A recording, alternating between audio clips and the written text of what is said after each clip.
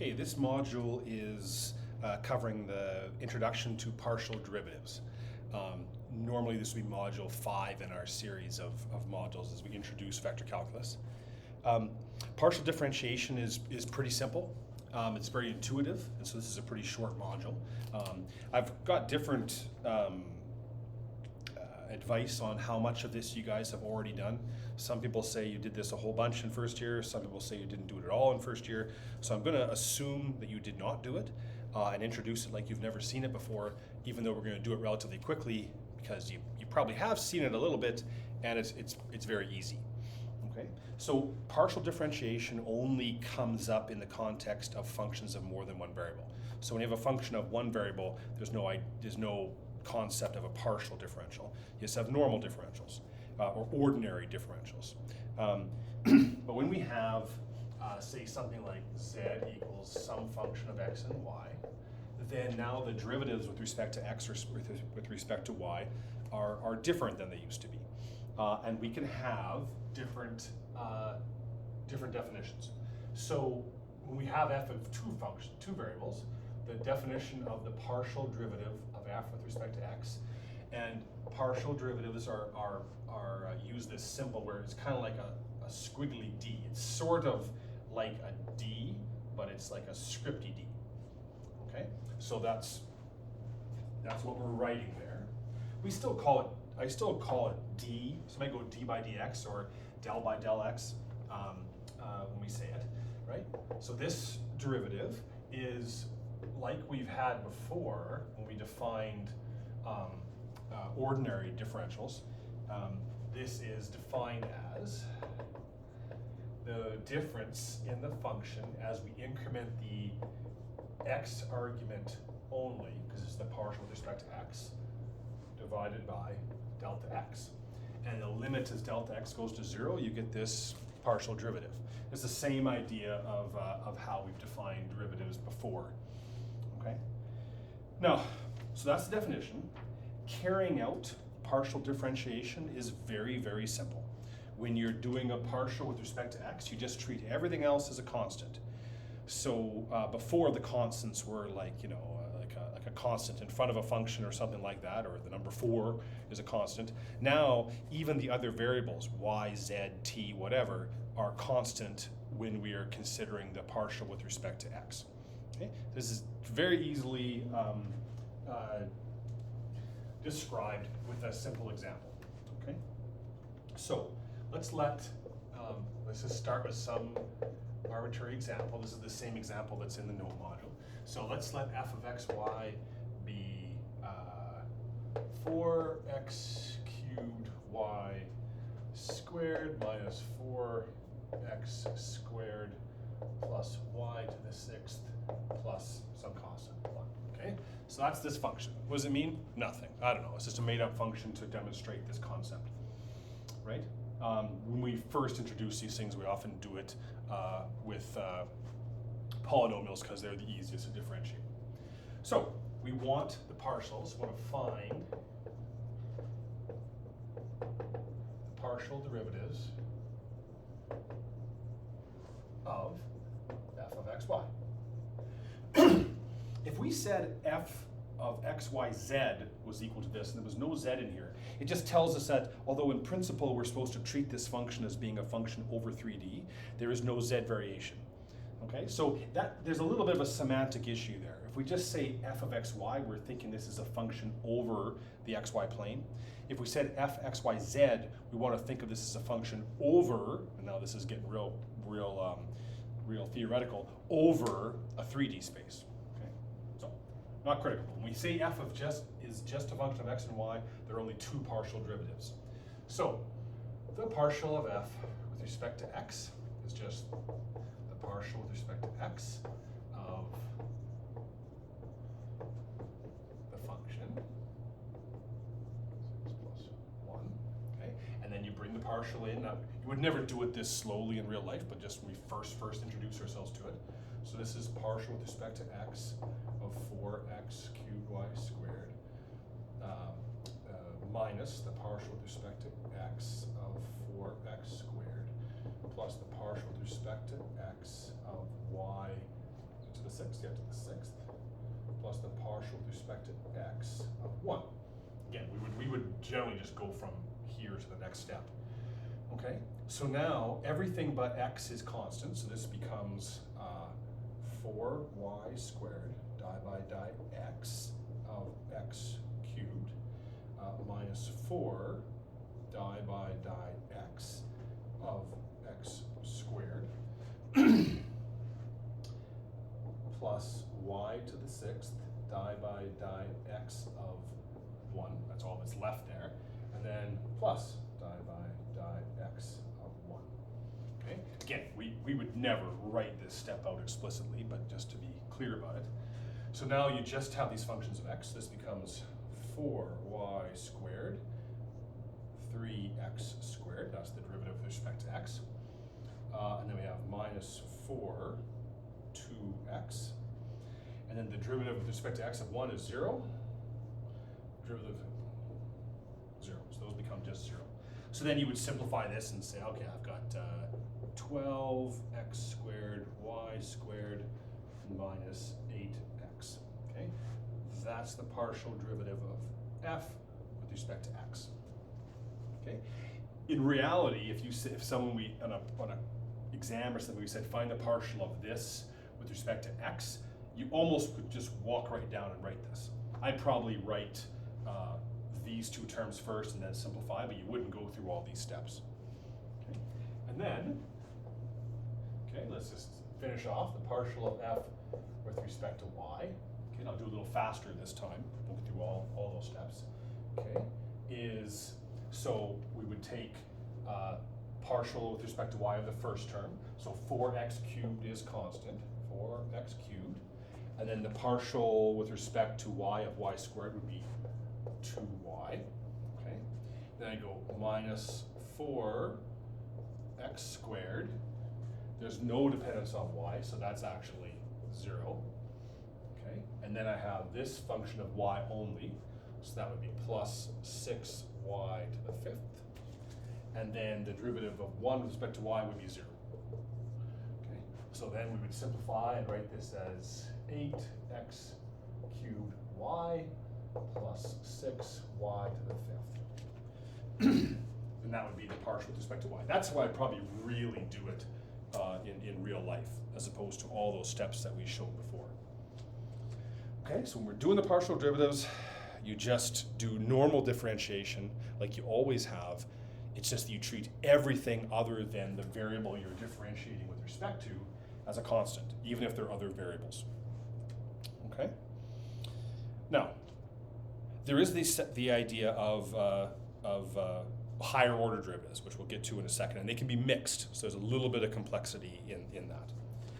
Let's just, for a moment here, look at a bit of a notation thing. So it's very common to say f sub x would be the partial of f with respect to x, and f sub y is partial f with respect to y.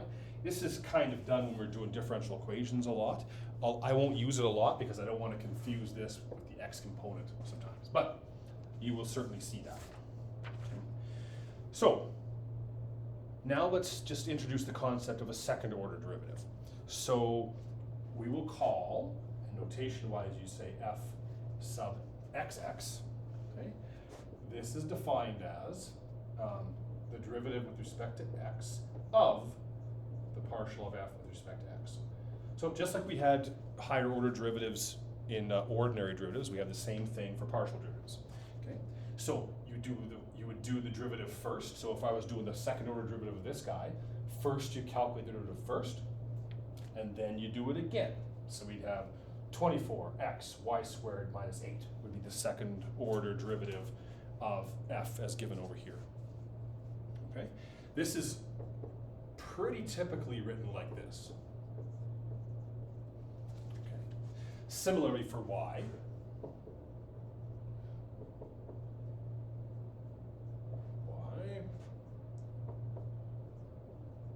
equals second order f, second order y.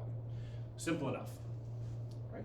Now there is one new thing that can happen now with partial derivatives that didn't happen with ordinary derivatives. So you could have this. You could talk about f xy. So what that would mean is that would be the partial with respect to x of the partial of f with respect to y. Okay? And it turns out that's the same, the order doesn't matter.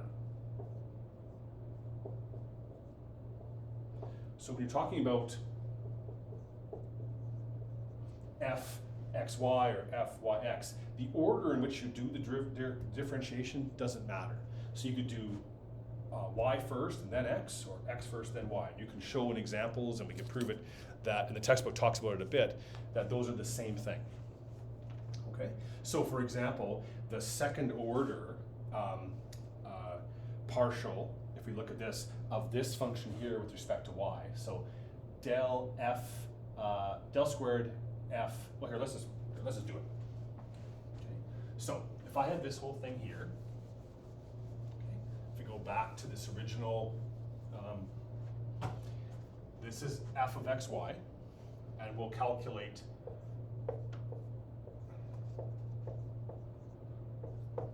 the second order derivative of f with respect to x and y. So here I'm going to do y first, then x. So this is di by di x of di f di y.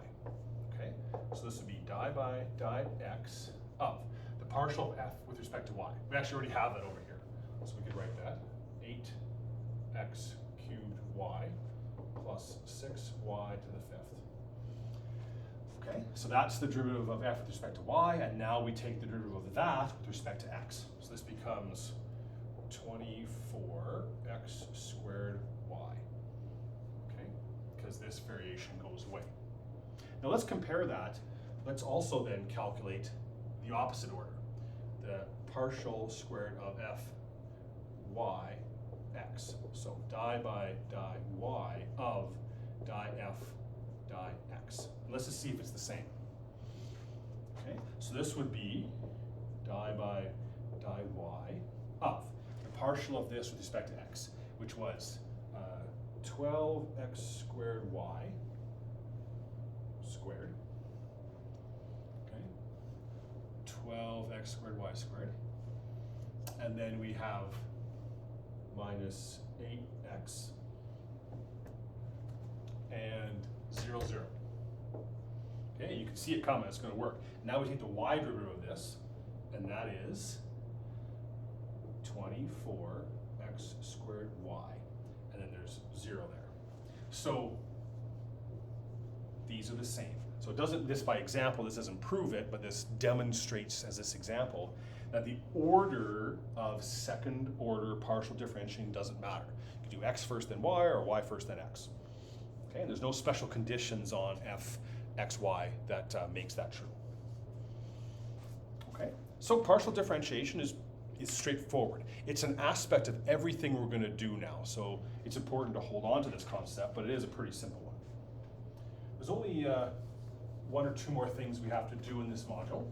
Okay, and the other thing I would say at this point is all the rules that we're used to for ordinary differentiation hold for partial differentiation. So the rules, the chain rule, etc., all apply. They're just a little bit modified. And in particular, the chain rule. Sometimes you don't even remember that's what we call it. But this is the idea. When we take this, we go d by dx. Let's say e to the 2x. Okay.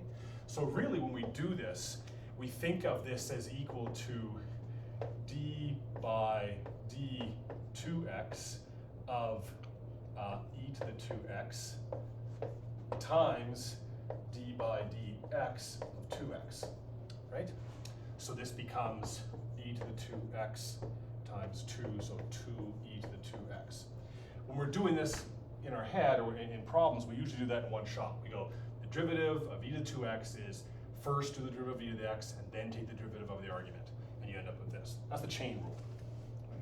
And you can have nested chain rules and make it more complicated, and they can be tedious, but they're not difficult. For partial differentiation, sorry, the way you would say that, right, is if we have y equals f of u and u equals u of x, then dy dx equals dy du dx. It's almost like these cancel off. It's not quite the right way to say it, but that's what this notation's meant to indicate.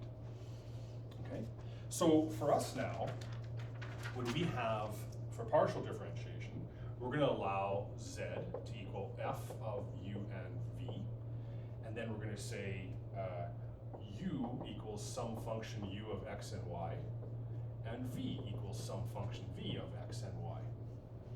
Okay, and then the question is, what are the partials of z with respect to x and y? So we write it as, we say the partial of z with respect to x would be the partial of z with respect to u, and the partial of u with respect to x. And this is the new thing. Plus, you have to consider the fact that v depends on x. Okay? So when z is a function of u and v are both functions of x and y, the partial of z with respect to x is z with u with x, z with v with x. Okay? And similarly, the partial of z with respect to y, you can kind of guess it now, partial of z with respect to u, partial y, plus z, v, partial y. Okay? So that's the definition of the extension of the chain rule to partial differentiation. Okay, and there's one special case. This is for parameterized functions.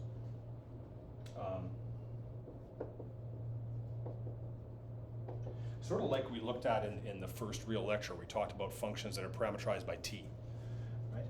So if we have z equals f of u and v, but now u equals u of t and v equals v of t. So think about the scalar function where now we've simplified the whole thing as a function of t. So then if we take dz dt, and this is important because we're going to use this later on, it's going to come up.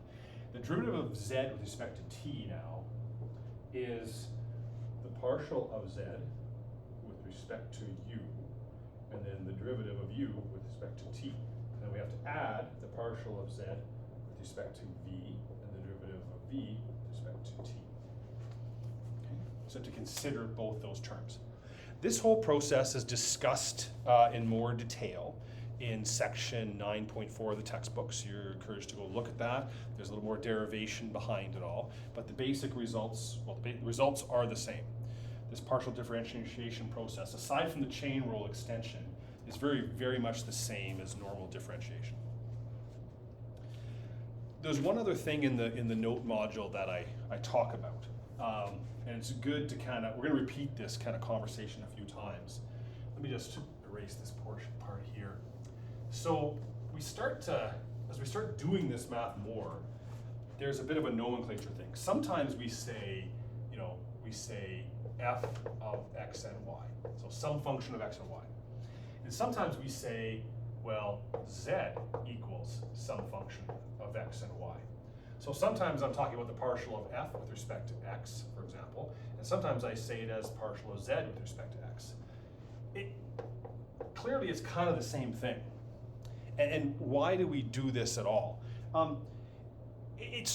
You can do it either way, and I'd remind us, like when we were doing 1D calculus last year, when we had a function, right, and this is a function of x, sometimes we often liked to say, well, this is the y-axis, and this here is some function of x, and we would say y equals this function of x.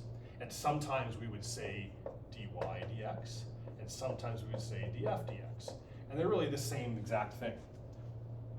When we have, a geometric interpretation like this, where y is easily thought of as the axis that equals this function, it's the height over the x-axis.